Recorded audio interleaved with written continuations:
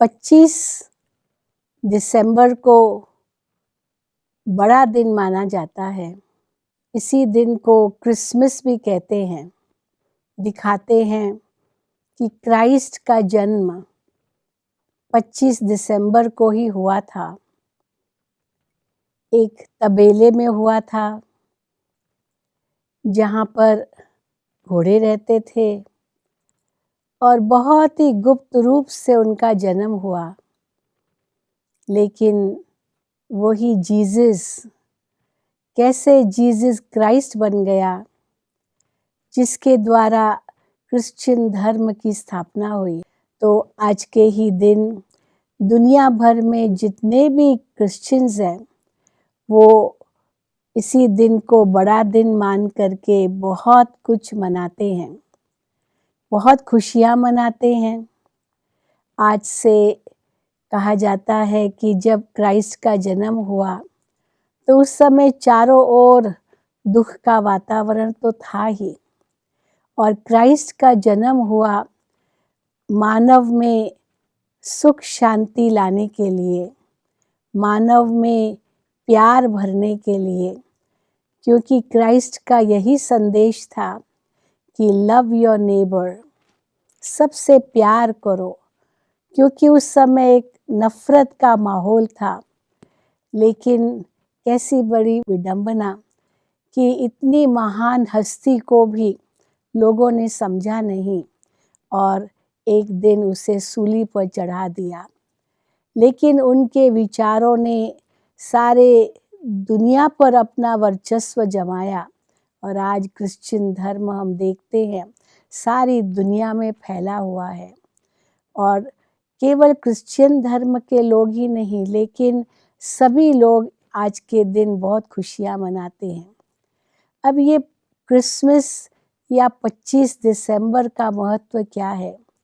क्योंकि इन्हीं दिनों में एक परिवर्तन आता है धरती पे, और वैसे भी पुराना साल समाप्त होता है, नया साल शुरू होता है, और जो रातें बढ़ती जाती थी वो धीरे धीरे घटना शुरू हो जाती है और दिन बढ़ता जाता है।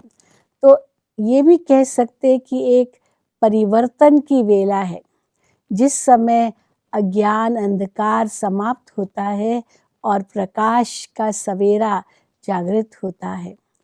तो वास्तव में देखा जाए ये केवल एक क्राइस्ट का ही यादगार नहीं है, पर ये संसार के अंदर भी परिवर्तन का एक यादगार है। क्योंकि क्रिसमस के दिन ही फादर क्रिसमस का भी आह्वान करते हैं। फादर क्रिसमस को एक बूढ़ा व्यक्ति दिखाते हैं जो आकाश में रेनडियर्स पर आता है और उसे लाल और सफ़ेद कपड़े हैं। अब ये लाल और सफ़ेद कपड़े फादर क्रिसमस के नाम से बहुत ही प्रख्यात है, और दिखाते हैं कि फादर क्रिसमस आकाश से आता था और छोटे छोटे बच्चों को एक सौगात देता था। चिमनी से प्रवेश करता था, ऊपर से नीचे आता था। हर एक के घर में जहाँ भी छोटे बच्चे होते थे उनको एक सौगात देता था। अब ये लाल और सफ़ेद का क्या राज है और कौन है फादर क्रिसमस? इसका क्राइस्ट से तो कोई संबंध है ही नहीं, लेकिन इसका अपना ही महत्व है। और महत्व क्या है? परमात्मा जो निराकार है, ज्योति स्वरूप है, सदा शिव है, जिसको हम लोग एक प्रतीक रूप में दिखाते, एक अंगुष्ठाकार प्रतीक रूप, तो वो जो प्रतीक लाल दिखाया है और फिर उसमें सफ़ेद, तो सफ़ेद प्रजापिता ब्रह्मा की यादगार है। तो वास्तव में शिव परमात्मा प्रजापिता ब्रह्मा के माध्यम से आकर के कैसे हम आत्माओं को एक नया जीवन प्रदान करते हैं, एक नए युग की शुरुआत करते हैं, अज्ञान अंधकार को मिटाते हैं और ज्ञान का प्रकाश संसार में फैलाते हैं। और जो छोटे छोटे बच्चों को गिफ्ट्स दी जाती है, ये सौगातें, ये गिफ्ट्स वास्तव में ज्ञान रत्न हैं जो परमात्मा हम बच्चों को देते हैं।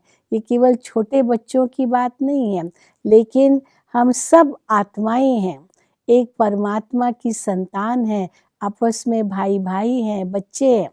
तो भगवान वास्तव में इस समय आकर के हमें जब आत्मा का ज्ञान देते हैं, परमात्मा का ज्ञान देते हैं, तो हमें यही शिक्षा देते हैं, ज्ञान रत्न हमें देते हैं कि अपने आप को आत्मा निश्चय कर परमात्मा को याद करो, क्योंकि आप सभी भाई भाई हो।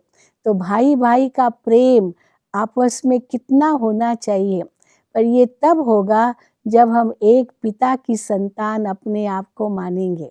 वैसे भी कहते हैं हिंदू, मुस्लिम, सिख, ईसाई, हम सब है भाई भाई, लेकिन आज भाई भाई कहते हुए भी ये क्यों बंटवारा हो गया है? क्योंकि अनेक धर्म आज व्याप्त है और हर एक समझता है कि मेरा धर्म ही महान है, मेरा धर्म ही श्रेष्ठ है, और दूसरे के धर्म से विरोध करते हैं या नफरत करते हैं। लेकिन आज का दिन हमें यह संकेत देता है कि सबसे प्यार करो, सब आत्माएं हैं, वो आपके भाई हैं, एक पिता की संतान हैं।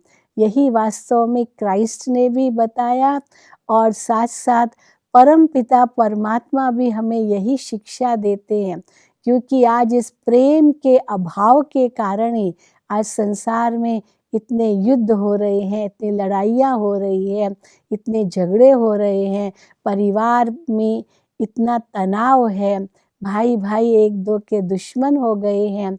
ये सब कलयुग अंत की निशानियाँ हैं और इन निशानियों के आधार से हम इस निश्चय पर पहुँचते हैं कि अब ये समय बदलना है, क्योंकि अति के बाद तो अंत आता ही है। तो क्रिसमस हमें याद दिलाता है ये अति का समय है।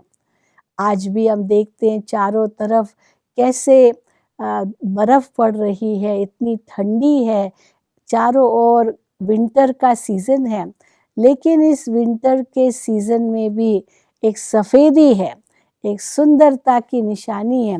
वो हमें याद दिलाती है कि अब इस घोर कलयुग के बाद एक ऐसा सुंदर संसार आना है जिसको हम सतयुगी दुनिया कहते हैं, जहाँ मानव देव होगा, जहाँ एक पैराडाइज होगा, जिस पैराडाइज में बहुत प्यार प्रेम होगा, सबके अंदर एक भाईचारा होगा और सुख शांति संपन्न संसार होगा, धन धान्य से भरपूर होगा।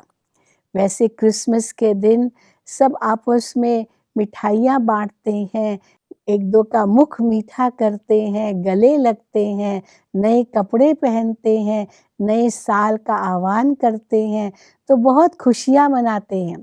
तो हम आत्माओं को भी ये खुशी ज़रूर मनानी चाहिए कि अब परम पिता परमात्मा नए संसार की रचना कर रहे हैं।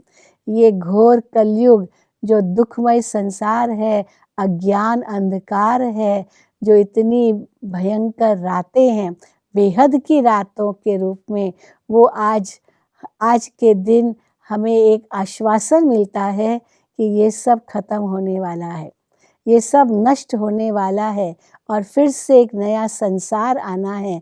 इसी बात को हम उजागर करने के लिए क्रिसमस मनाते हैं। क्राइस्ट का यादगार वो तो नाम है ही, वो तो निमित्त मात्र है ही, लेकिन एक नए संसार का आगमन ये हमें आज का दिन एक उदाहरण बन कर के हमें बताता है।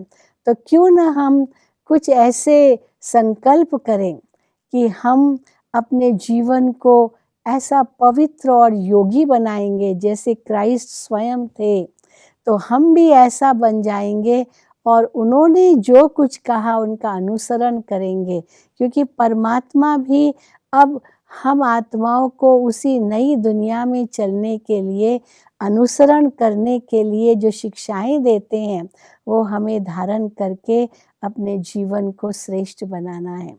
तो यही क्रिसमस का एक बहुत बड़ा संदेश है जो हम आत्माओं को आज अपने जीवन में धारण करके अपने जीवन को पवित्र और योगी बनाना है, एक परमात्मा से सर्व संबंध जोड़ने हैं। यही आज का संदेश है। Jingle bells, jingle all the way. Oh, what fun it is to ride in a one-horse open sleigh. संगम के इस अवसर पर झूमे नाचे गाए, आओ हम इस क्रिसमस को बाबा संग मनाए. We wish you a Merry Christmas, we wish you a Merry Christmas, we wish you a Merry Christmas and a Happy New Year.